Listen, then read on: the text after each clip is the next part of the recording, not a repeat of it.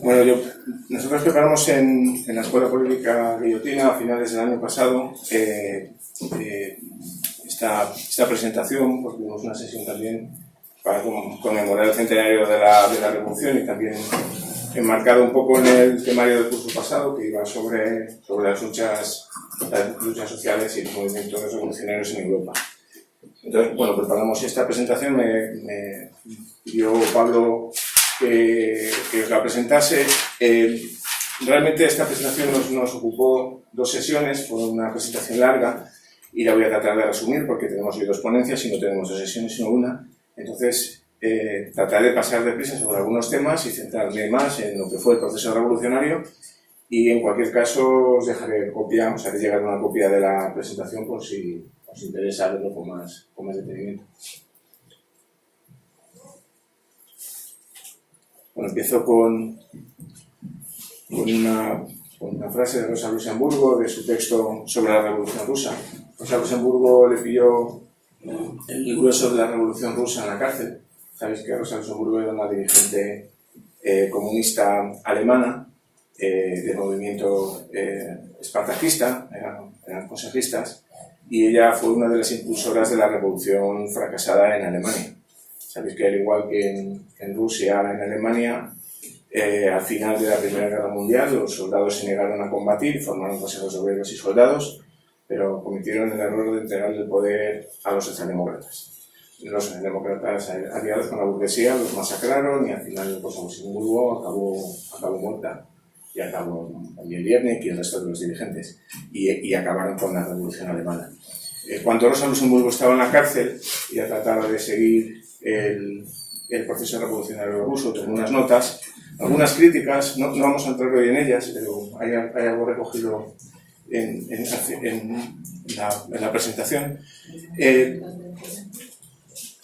Es muy interesante la crítica que hace del movimiento de autodeterminación de la Unión Soviética, os recomiendo que lo leáis, no vamos a entrar hoy en él, pero es un tema de actualidad con el proceso que estamos viviendo en España. La frase que capturé para la presentación del tema fue el concepto de revolución que expresa muy bien aquí Rosa Luxemburgo, lo que ella llama la ley básica de la existencia de la revolución, que la revolución avanza con un ritmo rápido, tempestuoso y decidido, derriba todos los obstáculos con mano de hierro y se da objetivos cada vez más avanzados, o pronto retrocede de su debilidad inicial y resulta liquidada por la contrarrevolución. Ella lo expresó así, con su propia experiencia revolucionaria fracasada y viendo también en contraste cómo fue el éxito de la revolución en Rusia.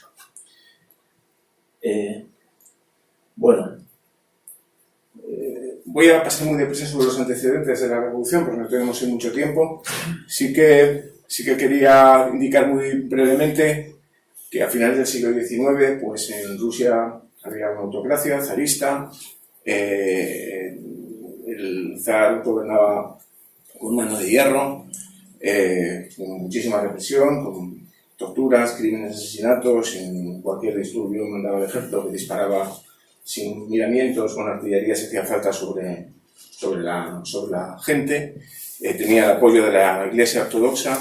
Era un país agrario, solo se había industrializado en algunas regiones muy limitadas, en la zona de San Petersburgo y de Moscú, en algunas zonas industriales también en Donbass. Había minería, siderurgia en Ucrania, en algunas zonas, pero por lo general Rusia era un país básicamente rural, donde los campesinos vivían en condiciones feudales de servidumbre con los nobles, eran tratados como seres inferiores y vivían en una situación muy dura.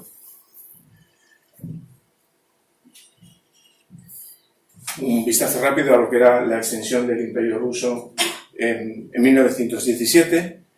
Es la zona coloreada, podemos ver la inmensidad del Imperio Ruso, sobre lo que luego fue la Unión Soviética, que incluía además, como podéis ver, Polonia y también zonas que hoy son parte de China. En el Imperio Ruso y en esa extensión de tierra estaba prácticamente vacía, sin explotar. La mayor parte de la población se concentraba en la parte occidental y en algunas zonas de la costa oriental y en algunas ciudades dispersas a lo largo del inmenso territorio de Siberia. Bueno, las condiciones de vida del proletariado del campesinado eran terribles. La jornada laboral oficial era de 12 horas y en algunos sectores de la industria textil llegaba a 14-15 horas al día de trabajo, y los salarios que ganaban trabajando esas horas apenas daba para subsistir una persona, no su familia. Tenían que trabajar toda la familia, niños, tenían que trabajar en unas condiciones terribles. Había unas condiciones de trabajo también muy duras, con accidentes mortales muy frecuentes, y todavía la explotación era mayor en las mujeres y en los niños. Bueno, a lo largo siguiendo un poco el desarrollo del movimiento obrero en Europa, al final del siglo XIX pues empezaron a aparecer las primeras organizaciones sindicales y políticas. La policía secreta zarista, la Ojrana, era durísima, como os decía, no se andaban con contemplaciones y había asesinatos y desapariciones de líderes sindicales y políticos continuamente. Lo menos que hacían continuamente era deportar a Siberia, a las zonas de Siberia, pues deportaban a cualquier persona que molestase mínimamente al propio sistema. En este contexto pues aparece la primera organización obrera, que la impulsa Plejánov, y en los tiempos en los que se funda la Segunda Internacional. Y Lenin también en aquel momento, un joven Lenin, pues crea la Unión de Lucha por la Emancipación de la Clase Obrera, pero es detenido en diciembre de 1995 y después de estar un año en prisión, pues es también deportado. Sí.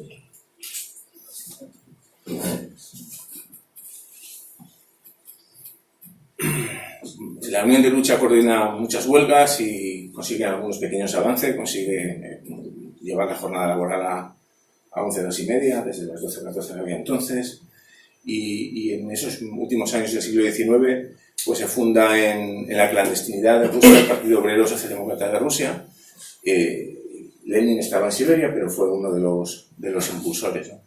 Y ya en 1900, Lenin Libertad pues funda la revista Iskra, que marcaría una gran influencia en el partido y le dio mucha cohesión ideológica. Y esa revista se edita en Londres. Lenin se exilia a Londres, vive prácticamente toda su vida exiliado, se exilia a Londres y desde allí se introduce clandestinamente en Rusia. Trotsky también es en aquellos años deportado a Siberia, pero escapa y encuentra a Lenin en Londres, que le acoge y le da trabajo como periodista, también como reportero. Trabajaban todos como reporteros en su periódico, y además le da participación también en la revista clandestina que publicaba.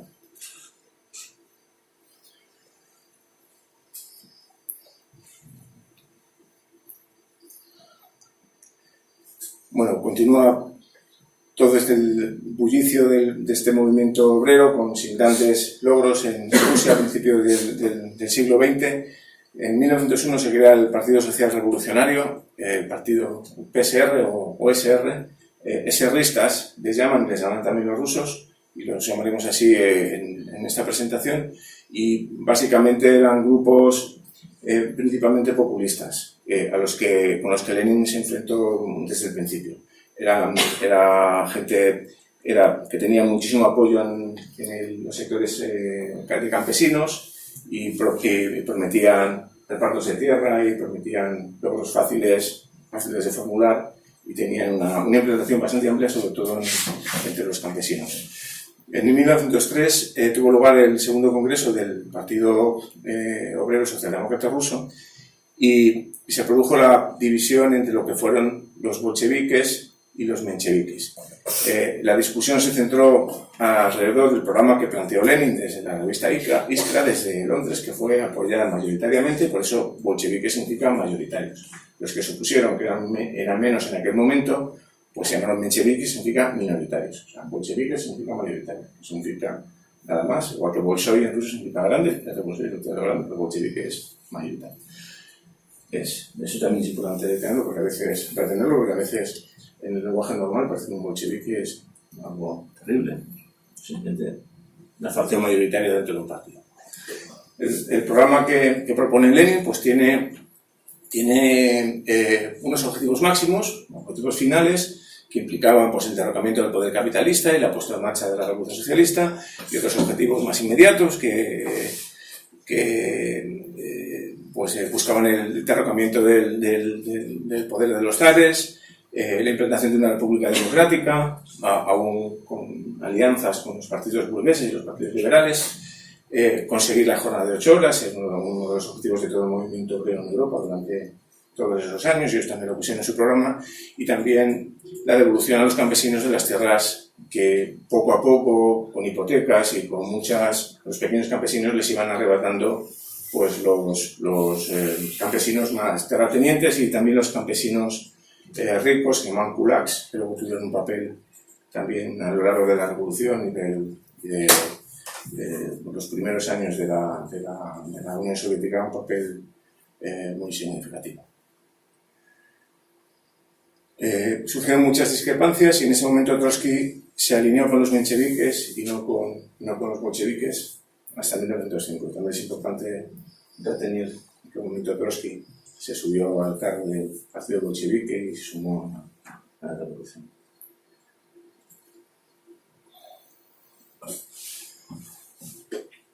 Bueno, los bolcheviques y los mencheviques mantuvieron una relación difícil, primero como facciones del mismo partido. Los bolcheviques eran un partido revolucionario, decían que el sistema capitalista no era reformable, que a través de un proceso revolucionario pues hay que derrocarlo e implantar un nuevo sistema. Sin embargo, los mencheviques, la interpretación del marxismo más clásico y típico de los socialdemócratas, pues ellos opinaban que, como según la teoría marxista, había que desarrollar primero un sistema capitalista, un sistema feudal como Rusia, para luego crear una clase obrera dominante que hiciese las revoluciones y en un par de siglos, pues ellos decían que de momento lo que había que hacer era apoyar a los partidos burgueses para que desarrollasen el capitalismo en Rusia. Claro, eso generaba unas discrepancias tremendas con los bolcheviques, irreconciliables, y acabaron en una ruptura entre los dos partidos. En 1905 en 1904 estalla la guerra con Japón, el ejército ruso es derrotado de forma vergonzosa, porque fueron muy arrogantes con los japoneses y sufrieron unas derrotas tremendas. El proceso de guerra generó una situación económica muy complicada en Rusia, empeoraron las condiciones de los trabajadores y hubo grandes huelgas. El 22 de enero de 1905 pues, se produjo el Domingo Sangriento, cuando una manifestación pacífica de 150.000 personas pues, es llevada a una encerrona por un pope, el pope Japón. Las incitó a manifestarse, iban con crucifijos y con iconos a suplicarle al zar que mejorase sus condiciones de trabajo, y cuando estaban enfilando el Palacio de Invierno les esperaba el ejército con artillería y la artillería disparó sobre la gente y pues, se produjeron miles de muertos y miles de muertos ese día. Eso provocó la indignación en toda Rusia y hubo levantamientos populares en prácticamente todas las ciudades. Tanto los campesinos como sectores de la burguesía liberal y del ejército se juntaron también las protestas, y a pesar de que el zar obligó, pidió al ejército reprimir las insurrecciones, en un momento dado los militares se negaron, los soldados se negaron a disparar y el zar se vio ahí acorralado. Es en este contexto en el que se produce la insurrección del acorazado Potemkin, del que después Einstein hizo una película tan importante que, si no habéis visto, os recomiendo que veáis. En el acorazado Potemkin, pues la tripulación del barco se sublevó, se hizo con el barco y pidió apoyo en Odessa. El ejército llegaron allí los cosacos, hicieron intervenir una buena escabechina y fue uno de los elementos que también después catalizó todo el proceso revolucionario de 1905.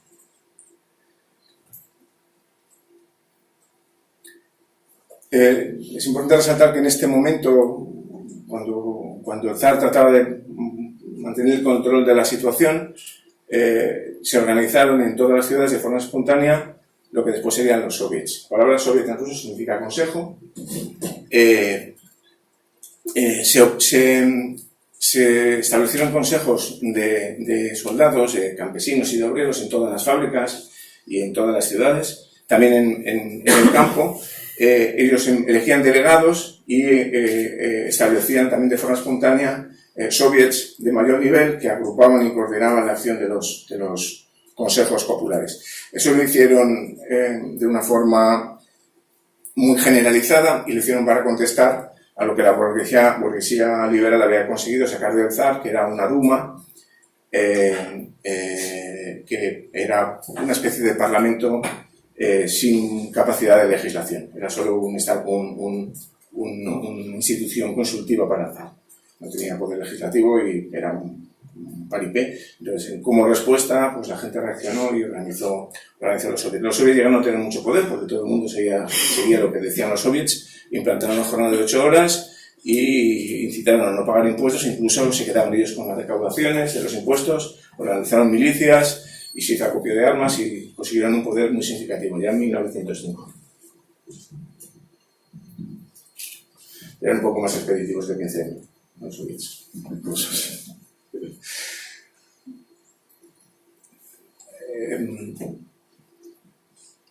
Al final la revolución de 1905 fracasó, el zar hizo algunas concesiones y los mencheviques apoyaron al zar, que al final acabó concediendo el poder legislativo a la Duma, pero unos poquitos años después el zar les dijo que el poder legislativo nada y volvió a recuperar todos los poderes y a pesar de que había huelgas y manifestaciones, pues el hombre pues no sería.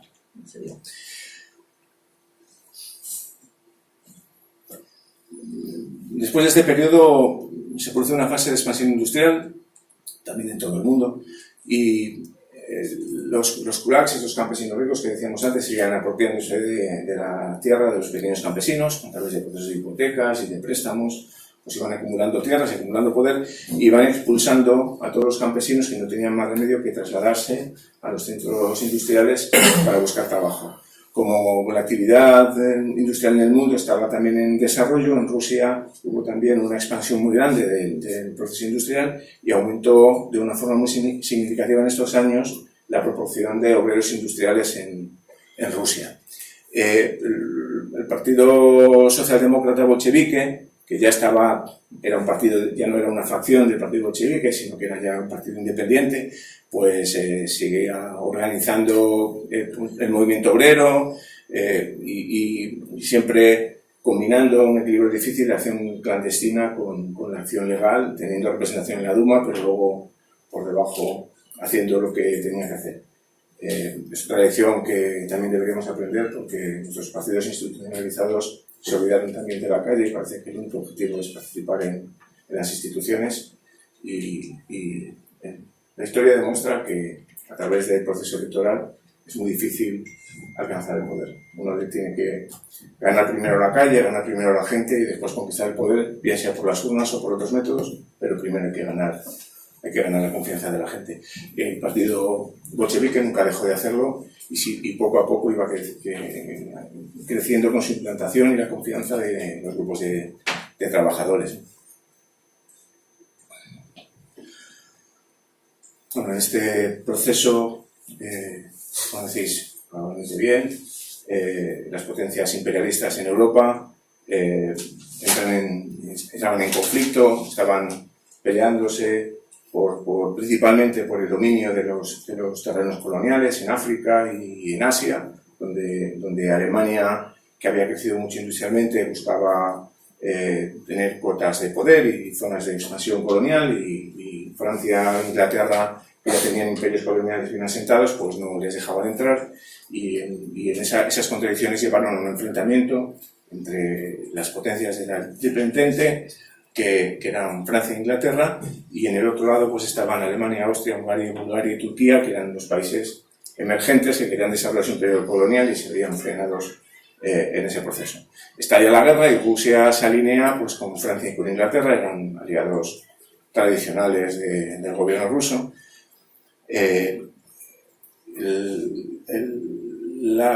Esa primera guerra mundial pues, supuso una fractura muy grande en lo que fue la Segunda Internacional. Ya desde la época de Marx, los movimientos marxistas y también los movimientos anarquistas se habían opuesto a los movimientos nacionalistas y a los sentimientos nacionales. Habían dicho que si el capitalismo estaba internacionalizado, la clase obrera también, y había que poner por delante la lucha de la clase obrera internacional frente a las luchas nacionales. Sin embargo, a la hora de la verdad, cuando surgió el enfrentamiento, los partidos socialdemócratas en Europa, prácticamente todos, se pusieron al lado de sus gobiernos, permitieron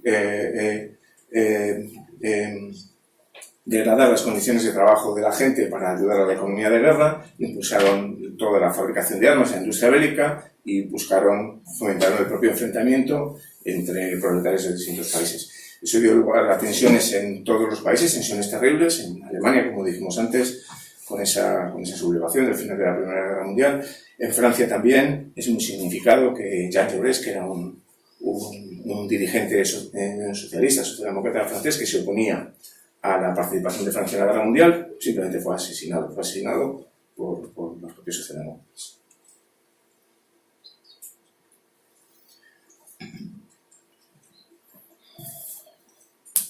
En Rusia este conflicto también se dio, fue un conflicto muy duro y como uno puede esperar, pues el partido bolchevique se mantuvo en favor del internacionalismo, se opuso radicalmente a la guerra y sin embargo los mencheviques y los socialrevolucionarios y los partidos liberal burgueses como los cadetes, era la abreviatura que utilizaban para un partido liberal democrático constitucionalista, con las siglas en ruso, pues que eran cadete, pues se llamaban cadetes, y casi todo el mundo en toda la bibliografía les sigue llamando así, igual que a los socialistas revolucionarios que tenían SR como inicial les llamaban SRistas también, como una propia traducción del ruso a los distintos idiomas, ¿no? Bueno, pues el enfrentamiento en Rusia pues también fue tremendo. Los bolcheviques boicotearon los comités de la industria que habían promovido los mencheviques para apoyar la industria de guerra y apoyar el esfuerzo bélico de su país, pero enseguida los resultados de la guerra pues pusieron a la situación en la más cruda realidad. Enseguida llegaron las derrotas, vino el hambre, vinieron las epidemias, la guerra llegó a causar más de 3 millones de muertos entre civiles y militares y más de 5 millones de heridos, y los soldados eran tratados de forma, especialmente el ejército ruso, de forma inhumana. En todos los ejércitos en esa guerra se cometían unas carnicerías terribles, en Francia y en Alemania también, pero en Rusia, por su propia estructura social, los oficiales consideraban infrahombres a los soldados y los trataban con muchísima crueldad. Es muy significado que los oficiales rusos llevaban una fusta en la bota metida para dar a los soldados, para dar órdenes, ¿no? Mataban con una fusta. Sin embargo, los soldados ya desesperados pierden la confianza completamente en su país, en sus soldados, en sus oficiales en la guerra, y forman comités que cuestionan pues todas las órdenes de la oficialidad y exigen una paz inmediata. Llegó hasta tal punto el poder de los comités de soldados que cuando había que organizar una ofensiva, el alto mando les consultaba a ver si estaban de acuerdo antes de dar la orden, porque si no, no iban. O sea, llegaron a tener en el ejército un poder tremendo los comités. Los soldados rusos, digamos que tomaron dos posturas. Unos se integraron en los comités de soldados, que tienen mucho poder, y otros decidieron desertar. A los desertores los ahorcaban, no gastaban ni balas, los sacaban, los fusilaban en cuanto los cogían.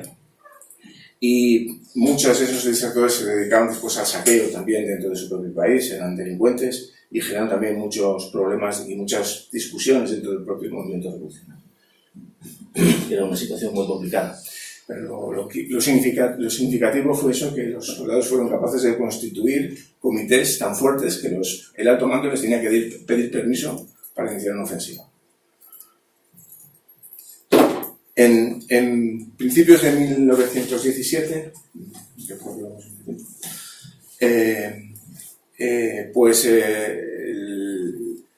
la guerra había creado una crisis de abastecimiento en Moscú y Petrogrado, en ese entonces. La inflación era tremenda, el poder adquisitivo de los trabajadores se redujo un montón y eso dio lugar a muchas propuestas y como consecuencia a las huelgas y protestas hubo un cierre patronal en las fábricas. Hubo huelgas y manifestaciones que por supuesto fueron reprimidas, pero sin embargo en Petrogrado los soldados de su guarnición se amotinaron y se unieron a los manifestantes. Se negaron a disparar y además se unieron a los manifestantes.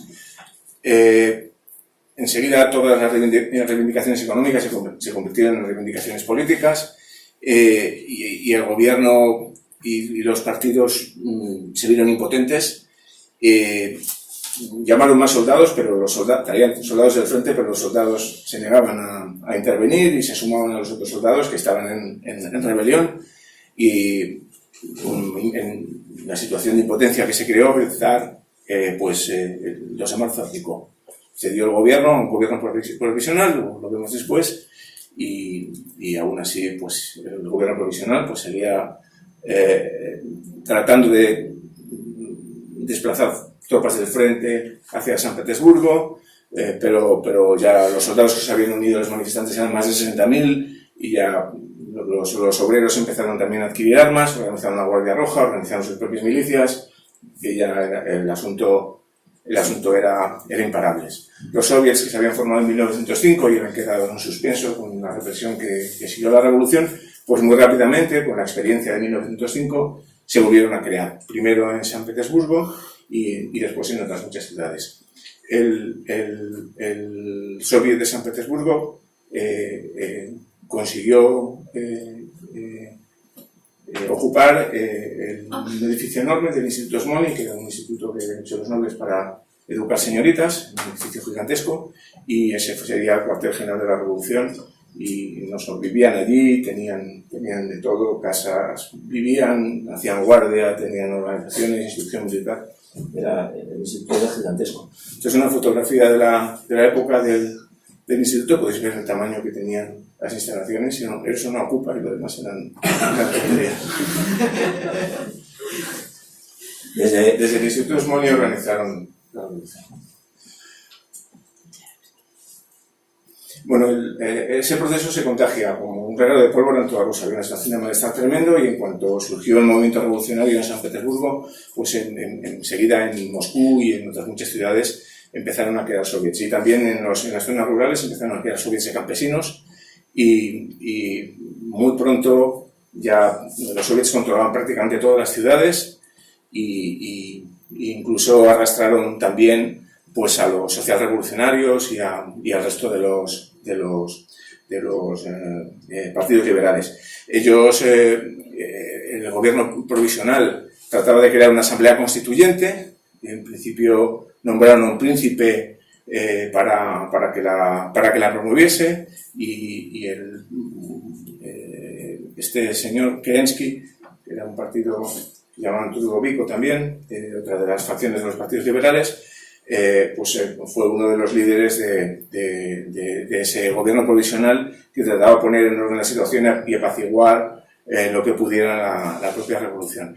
Muy rápidamente Trotsky volvió a Rusia y en ese momento se incorporó al partido bolchevique. Acordaos que hasta ese momento había sido menchevique, pero en 1917, en febrero, él decide ingresar en el partido bolchevique y también regresa a Stalin, que por aquel momento desde Finlandia dirigía Pravda y junto con Molotov era uno de los principales dirigentes del Partido Comunista Ruso en la clandestinidad. En ese primer momento los soviets eran controlados por los mencheviques y por los socialistas revolucionarios y los bolcheviques estaban en minoría.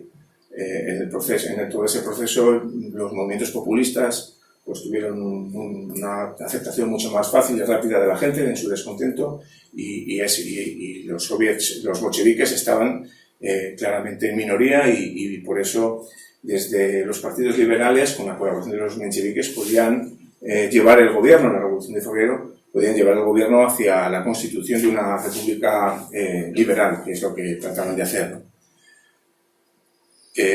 Se produjo el primer congreso de los soviets, se eligió un comité ejecutivo central y los bolcheviques quedaron excluidos. Hicieron un sistema de votaciones mayoritario en el que el que tenía la mayoría se quedaba con todo, el que no era proporcional, y a los bolcheviques los dejaron fuera del asunto. En abril, Lenin, que estaba exiliado en Suiza, está trasladado en tren a Finlandia, y de Finlandia viaja a Petrogrado para sumarse a la revolución. Él va en el tren con la información que le va llegando, porque lo sigue muy de cerca, analizando la situación, la propia debilidad de los bolcheviques, y escribe unas notas que en cuanto se baja del tren en San Petersburgo, en la primera ocasión, pues suelta sus programas con las llamadas tesis de abril, ¿no? Y esos son los puntos principales, son los que están ahí. Él decía que el primer punto era paz sin anexiones, no se puede acabar con la guerra imperialista con una paz que no sea democrática, que no sea equilibrada entre los países, que todo el poder debe ir a los soviets, nada de Duma, nada de gobierno provisional, los soviets deben reclamar todo el poder, los bolcheviques están en minoría, lo tienen que reconocer, tienen que desarrollar una paciente labor de esclarecimiento y persuasión, decían, de la gente. Con paciencia hay que trabajar con la gente y mostrar quién tiene razón, hacia dónde hay que ir y por qué, y convencer a la gente. Hay que proponer nacionalizar todas las tierras del país y nacionalizar la banca también. Propone celebrar también rápidamente un congreso del partido para reorganizarse y propone, por supuesto, romper con la Segunda Internacional y cambia el nombre del partido. Bueno, todo eso lo propone. Esto es una fotografía histórica de Lenin en el Instituto de Smolny, explicando sus tesis de abril, que son las que iniciaron el movimiento revolucionario. En julio los bolcheviques habían conseguido un poquito más de poder y, aliados con grupos anarquistas, pues trataron de derrocar al gobierno provisional con una campaña de huelgas y manifestaciones. Sin embargo, aunque tienen éxito en varias ciudades, en San Petersburgo no consiguen el apoyo mayoritario de la gente, fracasan y el gobierno provisional retoma el control, ordena la detención de Lenin, que se tiene que volver a exiliar a Helsinki, y el príncipe Lvov dimite y Kerensky se ocupa el cargo de presidente de gobierno. Sin embargo, a pesar de la represión, no fue capaz de desarmar a los obreros ni de disolver el partido bolchevique, no tuvo fuerza bastante, se tuvo que aguantar. Tampoco aceptó negociar con la paz con Alemania, que le exigían los soldados y una buena parte de los soviets, y sin embargo emprendió una gran ofensiva contra Alemania, que los soldados se negaron a secundar y fue un auténtico fracaso. Porque si los soldados no querían, ahí no había ofensiva. Y eso ya a partir de ahí lo tuvieron muy claro. ¿Quién mandaba en el ejército? Le mandaban los soldados. Estaba claro. En septiembre, el general Kornilov trata de dar un golpe de Estado, derrocar al gobierno provisional y poner una dictadura, pero también fracasa. Sin embargo, Kerensky, que había estado intrigando con Kornilov, y se supo que Kerensky había estado intrigando con Kornilov y apoyando el golpe de Estado, pues quedó muy desacreditado y el gobierno pues sale muy debilitado y entonces Lenin aprovecha, vuelve a Petrogrado y ya plantea directamente la toma del poder. Trotsky, que seguía trabajando en el Soviet, es elegido presidente del Soviet de Petrogrado. Eso significa que los bolcheviques van consiguiendo presencia y poder en los soviets y un bolchevique se coloca al frente del primero de los soviets, ¿no? Ahí la revolución burguesa, la revolución de febrero, en ese momento estaba muy estancada, porque para los pequeños propietarios o los grandes propietarios en la pequeña burguesía decían que había llegado demasiado lejos y que había que parar ahí, había que desarrollar un sistema parlamentario liberal y dejarse de revoluciones. Pero, sin embargo, las clases populares decían que eso estaba estancado y no estaban satisfechos. Había muchos conflictos, los comités del ejército se tocaban con los oficiales continuamente, se producían deserciones y fusilamientos en cuanto había ocasión. Los comités agrícolas que habían organizado, porque en los gobiernos provisionales habían tratado de tomar normas para comunalizar la tierra, pues directamente en los pueblos se cepillaban a los representantes que mandaban y había listas negras, había bloqueos patronales, a los inmigrantes exiliados que iban retornando para que los metieran a la cárcel. El gobierno provisional decía a todo el mundo: bueno, no os preocupéis, que cuando llegue la Asamblea Constituyente y tengamos un gobierno democrático, todo eso se solucionará, pero no estaba, la gente ya no estaba satisfecha y empujaba incluso a la gente mucho más allá de las propuestas del partido bolchevique. O sea, el partido bolchevique al final fue arrastrado por la gente más que el partido bolchevique arrastró a la gente. El lema de Lenin, de paz, tierra y control obrero, un gobierno obrero en Rusia, pues era en esos momentos apoyado por todo el mundo. Kerensky maniobraba para tratar de formar un gobierno provisional, trataban de buscar alternativas, pero no iban perdiendo poco a poco la confianza del pueblo. El 25 de octubre, que es el 7 de noviembre en el calendario de ahora, sabéis que los rusos entonces tenían el calendario juliano en vez del calendario gregoriano, entonces no iban al mismo tiempo, lo que era octubre era noviembre, pues se llama la Revolución de Octubre, pues se produjo el 7 de noviembre. Los obreros, soldados y bolcheviques, bajo la dirección de un comité militar revolucionario dirigido por Lenin y establecido por el propio Soviet, pues inician una insurrección y toman el Palacio de Invierno, que era la sede del gobierno provisional. Delante del Palacio de Invierno, porque la discusión sobre la insurrección era pública, todo el mundo sabía que no era secreta, ellos lo debatieron públicamente, que hacía una insurrección, lo sabían. Entonces el gobierno rodeó el Palacio de Invierno con 2 filas de soldados, con artillería y con barricadas muy protegidos. Estos Junkers eran unidades de oficiales jóvenes, estos cadetes que estuvieron en esa escuela de oficiales, y eran muy fieles a los zaristas y a los rusos blancos, y eran los que confiaban, porque si ponían a los otros soldados sabían que no lo iban a hacer. Pues estos Junkers eran los que estaban defendiendo el Palacio de Invierno. Los bolcheviques les dijeron que se tenían que rendir y trataron de negociar una rendición y se negaron, y bueno, habían quedado que el crucero Aurora dispararía su cañón con una salva para indicar el inicio de la insurrección.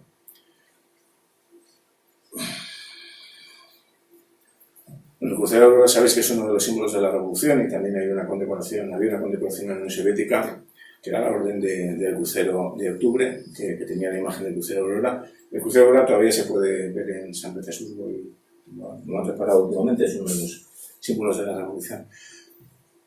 El Palacio de Invierno se fue asaltado, pero sin embargo los cadetes, los Junkers apenas pusieron resistencia, entregaron las armas, se rindieron, y todas las milicias que asaltaron el Palacio de Invierno entraron sin ninguna oposición. Los guardias rojos lo tenían bien organizado, impiden todo acto de saqueo y de venganza, impiden que se mate a nadie, impiden cualquier saqueo, hacen inventario de todo lo que hay, o sea, están perfectamente organizados, hacen inventario de todos los cuadros, los jarrones, los bienes que había en el Palacio de Invierno, no dejan a nadie, registran a todo el mundo que sale, no dejan a nadie llevarse ni una astilla, y dejan en libertad bajo palabra a los Junkers. No les detienen ni los meten en prisión. Los dejan en libertad bajo palabra, y lo único que cuando llegan al gabinete de ministros se encuentran con que Kerensky había huido del Palacio de Invierno, aunque sí que detienen a los ministros, a Kerensky había huido. En total, en todo el proceso del asalto al Palacio de Invierno, hubo menos de 10 muertos. En el proceso del asalto al Palacio de Invierno, en la insurrección de los bolcheviques, menos de 10 muertos. Ese mismo día de la insurrección, los bolcheviques fuerzan una reunión del Congreso Panruso de los Soviets en el Instituto Smolny, y en ese momento los bolcheviques tienen la mayoría y la confianza de todo el mundo, tienen la mayoría absoluta, y Lenin proclama el poder soviético en Rusia. Eso lo habían organizado así, sabían que la resistencia del Palacio de Invierno iba a ser escasa, fue mucho menor de la que esperaban, y casi a la vez que asaltaron el Palacio de Invierno, organizaron una votación, tomaron la mayoría en el soviet y declararon el poder soviético ruso. Los mencheviques socialistas revolucionarios pues se niegan a incorporarse, aunque a ellos les dejaron, no les expulsaron, sino les dejaron estar presentes en relación a su proporción. Ellos se negaron a participar y abandonaron el Congreso, y muy rápidamente los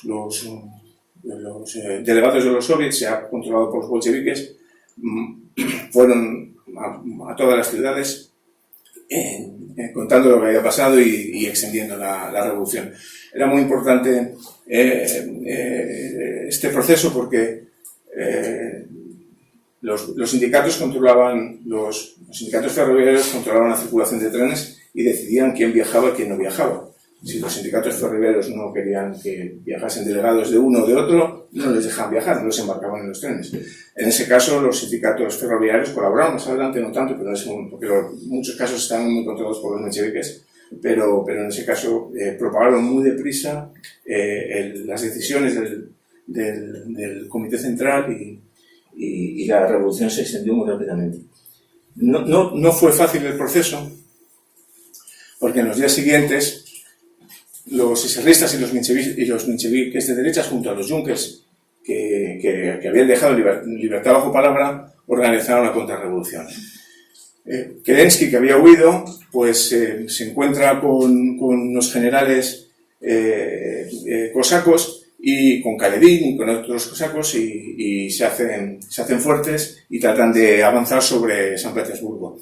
En San Petersburgo la Duma también organiza un comité de salvación nacional con el apoyo de todas las embajadas de los países imperialistas, incluida la de Alemania, Inglaterra y Francia, que estaban en guerra entre ellos, pero tenían claro contra quién tenían que ir.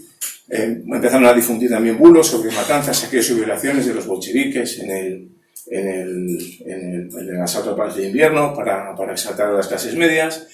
Se hicieron con la central telefónica y neutralizaron al sindicato de ferrocarriles, que eso también lo causó muchas dificultades. Organizaron huelgas en ministerios y en bancos de las clases medias para obstaculizar también el poder de los soviets, y organizaron una insurrección en San Petersburgo de los Junkers y las Centurias Negras, que eran las milicias fascistas, y los cosacos. Los cosacos sabéis que eran grupos en toda Rusia, en los valles del Don y en los valles del Dnieper. Había grupos durante muchos siglos de poblaciones que se dedicaban a la ganadería, principalmente a criar el caballo, y organizaban unidades militares mercenarias, estaban al servicio de los zares. Los cosacos eran gente de poco fiar en general, porque se vendían al mejor postor, y en este caso el mejor postor, el que tenía dinero, era el gobierno ruso, y eran también bastante reaccionarios. Los cosacos tuvieron un papel importante, pero los soldados que al principio dudaban porque no querían involucrarse en una guerra civil, los comités de soldados, cuando vieron la brutalidad de los Junkers y las Centurias Negras y de los propios cosacos, se pusieron de parte de los bolcheviques y los arrasaron muy rápidamente.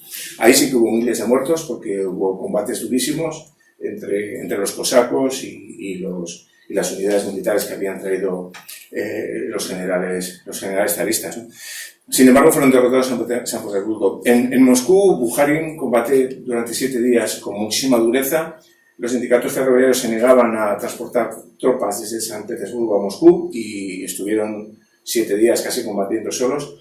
Lo cuenta muy bien Reed en su libro, cómo fue el proceso, que los bolcheviques convencieron a los sindicatos ferroviarios para que les dejasen transportar tropas a Moscú. Al final llegaron las tropas y consiguieron tomar el Kremlin.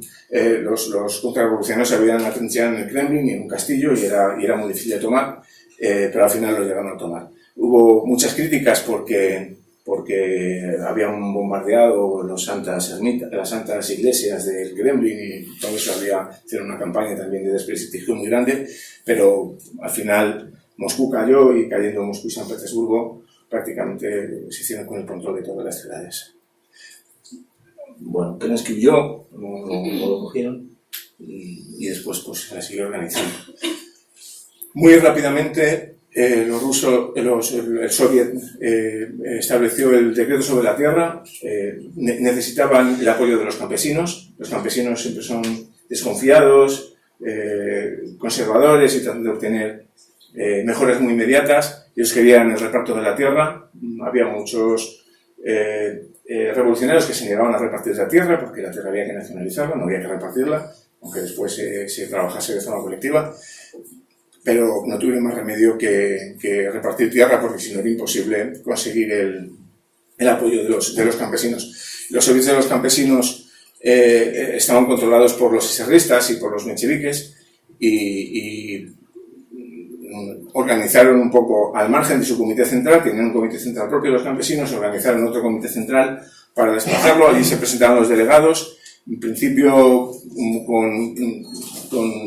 con muy poco apoyo hacia el proceso revolucionario y mucha desconfianza hacia los bolcheviques, pero después de varios días de debates, sobre todo tras un discurso de Lenin muy famoso, los delegados aceptaron negociar y como resultado pues, los soviets de campesinos se integraron en el nuevo Comité Central Ampliado de Obreros, Soldados y Campesinos y también se incorporaron al gobierno soviético, y ese fue el último paso para la consolidación del poder soviético, porque hasta ese momento solo tenían el poder de obreros y soldados, pero la mayor parte de Rusia era campesina. Sin los campesinos no podían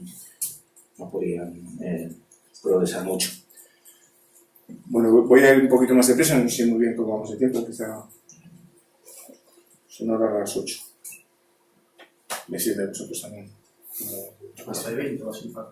Hasta el 20 o así. Vale. Bueno, el gobierno bolchevique, aliado con los eserristas de izquierdas y con algunos pocos mencheviques también, pues también guiados por la promesa de Lenin del 6 de abril de pan, tierra y paz, pues fueron consolidando conquistas muy rápidas para el gobierno obrero, ¿no? Tomar el poder, conquistar el territorio, conquistar la producción, creación del Estado, creación del ejército y conquistar el derecho a la vida, que ellos decían. Aún así las circunstancias pues eran dificilísimas, ¿no? Porque tras una larga guerra y todos los sabotajes que había, pues había hambrunas en Rusia, había una situación de hambre, había problemas de desabastecimiento de alimentos y además pues el país estaba diezmado. También se unía la acción contrarrevolucionaria porque había sabotajes de la burguesía y de los defensores del viejo régimen. Una parte de la intelectualidad, los funcionarios y los oficiales rechazaron y sabotearon el poder de los soviets, pues en los bancos o en los ministerios, los funcionarios pues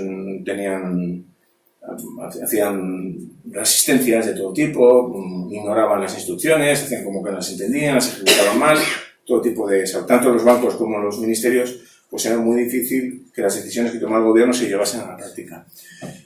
También los mencheviques y los ascetas revolucionarios, pues que les dejaban participar en las instituciones, pues estaban siempre dando la lata, estaban siempre poniendo mociones e impidiendo tomar ninguna decisión.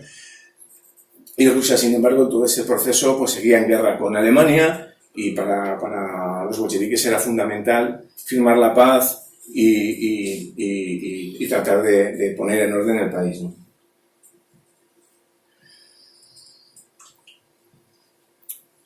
Había mucha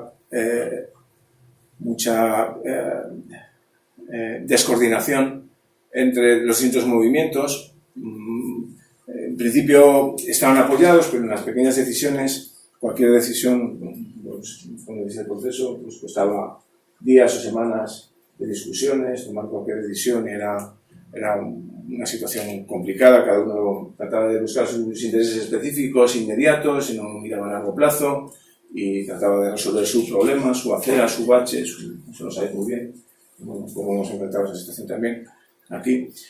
Sin embargo, fue la arquitectura política con la que Lenin dotó al partido bolchevique y la cohesión que tenía el propio partido la que impidió que se acabase imponiendo el caos y que las decisiones se llevasen a cabo, ¿no? El éxito la clave del éxito de la revolución fue el apoyo masivo de los soldados, de los obreros y de los campesinos, que, como comentaba antes, desbordaban en muchos casos incluso las propuestas de los propios bolcheviques. La gente quería llegar mucho más allá que los partidos y las instituciones, y a veces se presentaba la gente a las reuniones del Comité Central, levantaban la mano y decían: ¿pero qué estáis haciendo? Que no, hombre, que no, que hay que ir por aquí. Y lo decían las organizaciones obreras de base y nadie se atrevía a decir que no, y tiraban para adelante. Y lo cuenta John Reed también, si tienes ocasión de leer el libro de John Reed también, es muy interesante y cuenta muy bien pues, todos los avatares de las discusiones. Él estuvo presente ahí.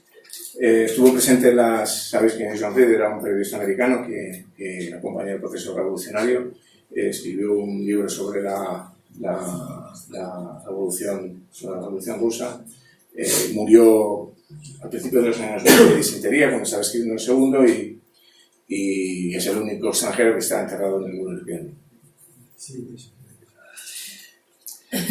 Bueno, en la primera etapa de la revolución, no voy a entrar en muchos detalles de estos, el Comité Central y el gobierno revolucionario toman decisiones muy rápidas, ¿no? Disuelven el gobierno provisional, forman un gobierno, aprueban el decreto sobre la paz, proponiendo una tregua inmediata para tratar de negociar la paz, y que los alemanes aceptan. Ellos están en el frente con los alemanes. Muy rápidamente también, los primeros días, declaran la abolición de las grandes propiedades de la tierra, sin indemnización ninguna para los propietarios. Sin embargo, reparten tierra entre los pequeños campesinos, luego pagarían un precio muy alto por ellos, y Rosa Luxemburgo es uno de los elementos que critica después en la propia revolución. Establecen también por decreto la jornada laboral de 8 horas, y establecen un decreto también muy temprano, el 15 de noviembre, un mes después de la revolución, establecen un decreto porque queda derogada cualquier ley o norma de cualquier nivel que establezca una diferencia de derechos entre hombres y mujeres. Eso es una de las primeras decisiones que toma el gobierno revolucionario antes de desarrollar un nuevo código de la familia, donde establece la ley de aborto, de derecho, de divorcio, de igualdad entre hombres y mujeres. Antes de desarrollar el sistema legal, lo primero que hacen es derogar con un decreto ley, por principio, cualquier norma de cualquier alcance que establezca una diferencia entre hombres y mujeres. Tienes que tener en cuenta que en la sociedad rusa, si decimos que esta sociedad es patriarcal, la sociedad rusa, el nivel de patriarcado era tremendo. Los padres de familia tenían derecho de vida o muerte sobre sus mujeres y sobre sus hijos. Derecho. Solo tenían que mencionar el honor y tenían derecho de vida o muerte sobre sus mujeres o sobre sus hijos. O sea, el patriarcado ruso era terrible. Estas leyes de un plumazo quitaron todo el sistema legal que amparaba esa barbaridad, y otras muchísimas que había, ¿no? Y eso fue uno de los decretos de urgencia que los bolcheviques plantearon los primeros días de la revolución. Hicieron muchos más, no voy a entrar en todas ellas, tenemos poco tiempo. Abolieron las categorías y grados civiles que tenían ahí gremios y castas y niveles y rangos y cosas así. Todo eso lo abolieron. Una cosa interesante es que los mencheviques y los socialistas revolucionarios seguían insistiendo en formar una asamblea constituyente. Lenin y algunos bolcheviques también. Lenin estaba radicalmente en contra. Sin embargo, Lenin estaba en contra porque no había una situación en la que se pudiesen hacer unas elecciones mínimamente ordenadas para establecer el proceso constituyente. Y sin embargo era un ejercicio ventajista de los partidos más populistas. Organizaron las elecciones, participó menos de un 25% de los electores y las ganaron los socialistas revolucionarios, pero el gobierno bolchevique las anuló y las declaró nulas. Rosa Luxemburgo también lo critica más adelante en sus notas, en su texto, con un cierto razonamiento. En mi opinión era una decisión bien tomada porque no se estaba en condiciones en ese momento de iniciar un proceso constituyente cuando el país estaba completamente desestructurado y no se sabía ni quién elegía a quién ni quién representaba a quién. Y Lenin tomó una decisión, en mi opinión, buena de seguir avanzando en el proceso de profundización de la revolución y consolidación de la revolución antes de entrar a la Constitución. Veremos más adelante que unos meses más tarde promulgaron también una Constitución. Bueno, estableció una seguridad social, fue el primer país del mundo que estableció una seguridad social en esas condiciones, cubría desempleo, enfermedad, jubilación, municipalidad, fue el primer país del mundo en hacerlo en esas condiciones, las condiciones en las que estaban. Como habíamos dicho antes, suspendieron las operaciones militares y...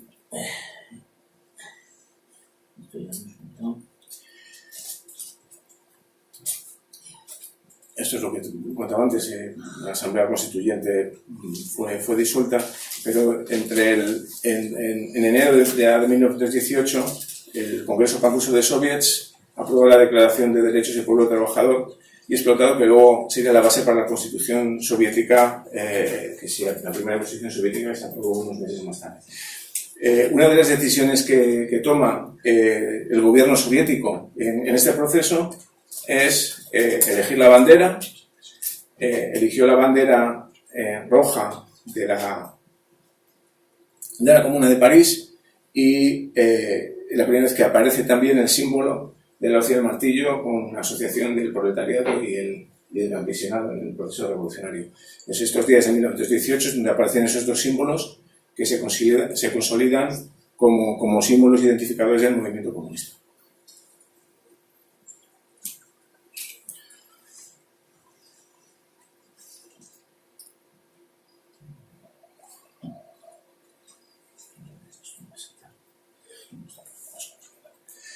Bueno,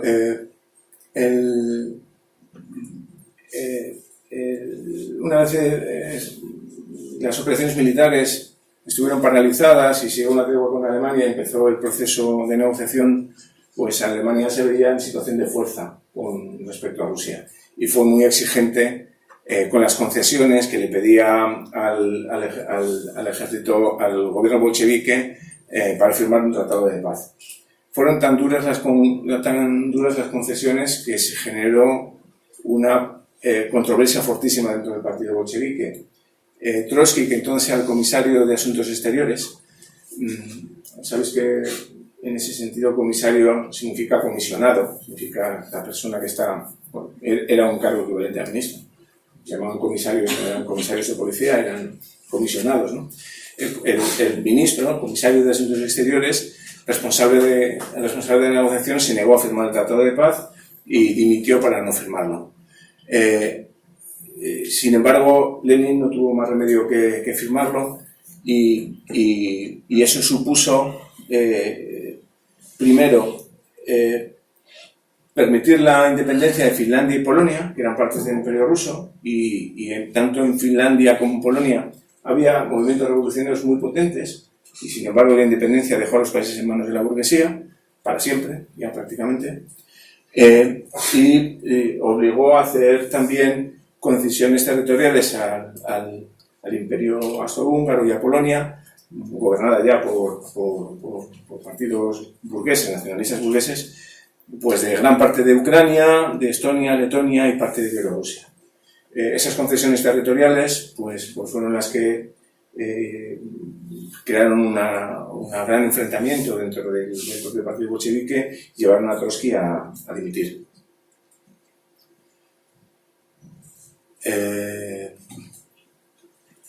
Ese mismo año seguían trabajando, se aprobó la propia Constitución de la República Federativa Soviética de Rusia. Aún así seguían tratando de resolver el problema de las nacionalidades dentro de Rusia. Eso más adelante tardaría algunas décadas en resolverse y la composición de la propia Unión Soviética y las repúblicas que la constituían pues fue cambiando hasta las 15 repúblicas con las que se quedó finalmente constituida. Es muy importante decir que en esa Constitución, no sé si lo comentamos luego, las repúblicas tenían derecho de autodeterminación y había un mecanismo para ejercerlo. aunque nunca se llegaron a ejercer, ni siquiera en la propia disolución de la Unión Soviética, ninguna de ellas ejercitó el mecanismo de autodeterminación que establecía la Constitución, porque fueron decisiones de las propias minorías dirigentes unilaterales las que hicieron declaraciones de independencia unilaterales.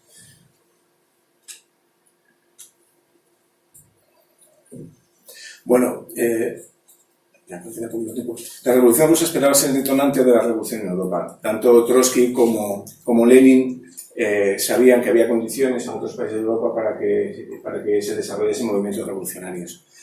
Aquí he copiado un texto de Trotsky donde decía que, es interesante leerlo, dice: al final de esta guerra yo veo una Europa renovada no por los diplomáticos sino por el proletariado, una república federativa europea, los Estados Unidos de Europa. Eso es lo que debe leer.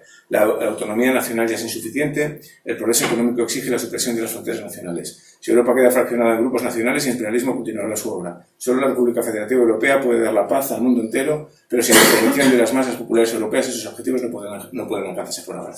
Eso le decía Trotsky, y unos meses más tarde surgió la soledad revolucionaria en Europa, tanto en Berlín, como decíamos antes, y en Hungría, en Turín, en muchos lugares de Europa. Hubo movimientos revolucionarios, prácticamente todos fracasaron, y todos fracasaron por la misma razón, porque la socialdemocracia no era revolucionaria y acabó con los procesos que se estaban haciendo en los distintos países. En el caso de Alemania fue sangrante, como comentaba al principio de la exposición. La traición de la socialdemocracia fue un notable, acabó con la ejecución, con el asesinato de Rosa Luxemburgo y de Liebknecht y de otros muchísimos dirigentes, y con la liquidación de los consejos de obreros y soldados que se habían formado en su propio movimiento revolucionario. La Revolución Rusa tuvo que resistir en un ambiente muy hostil. Muchas de las medidas de urgencia que se vieron obligados a tomar pues se acabaron volviendo permanentes y adoptando un significado diferente al que tuvieron inicialmente, y esto pagó la Unión Soviética a precios muy, muy altos en las décadas siguientes. Bueno, unas cuantas, me queda muy poquito tiempo. Después de este proceso, de todo este proceso revolucionario, pues la reacción se fue organizando.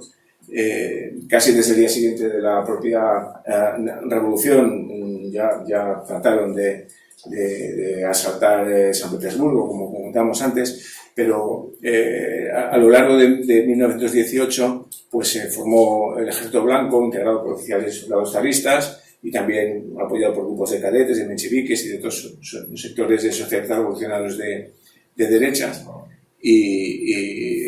Kornilov, el general Kornilov y Alexeyev fueron los principales generales.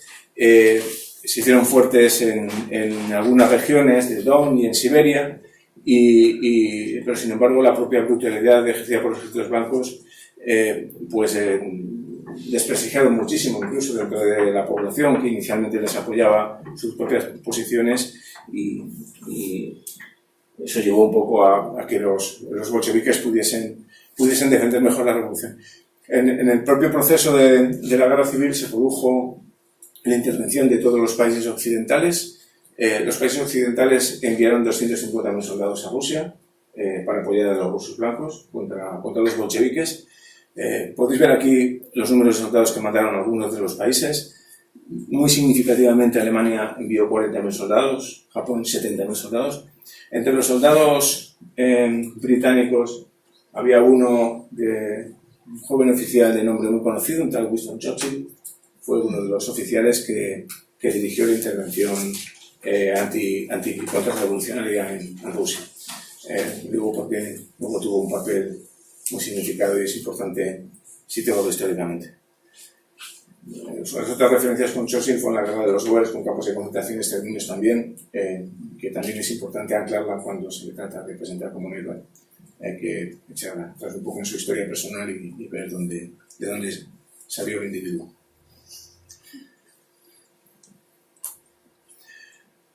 Bueno, la guerra civil, como todos sabemos, acabó con la victoria del Ejército Rojo. Todos los ejércitos blancos y la intervención extranjera fueron finalmente derrotados. En julio de 1918 estaban Nezar y su familia prisioneros en Ekaterimburgo. Ekaterimburgo es una ciudad que está en Siberia, aparte de más occidental de Siberia.